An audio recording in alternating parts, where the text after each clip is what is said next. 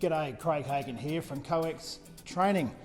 As you may have seen in some of our previous videos of some of our students taking down a pole top fuse, the reason why we do that exercise in the course is that part of being a HV switching operator quite often involves replacing blow and dropout fuses.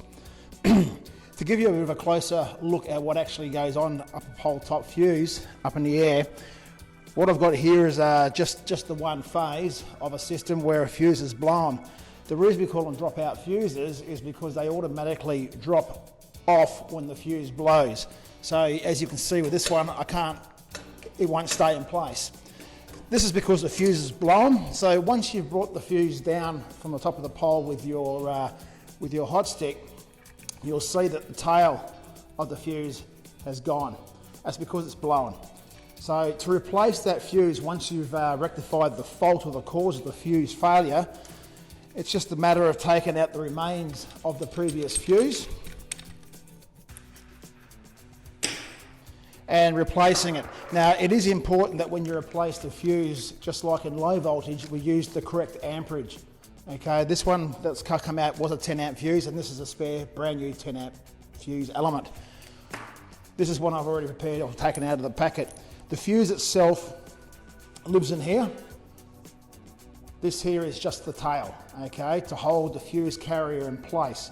So when the fuse element inside here melts, the tail blows away and the fuse carrier drops and interrupts the power downstream to where the fault exists.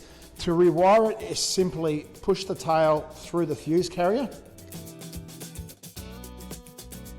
all the way in. Put the retaining and weather cap on. Now, to reset the fuse, we pull up the fuse terminating bottom, wrap it round in the same direction as the thread, tighten him up, and she's ready to go back in. So now we'll put our hot stick back on here, lift it back up the pole, drop it in place so it's hanging like that with our hot stick from below, as you saw in previous videos. We get it to about here and slam it home, and as you can see, the fuse stays in place.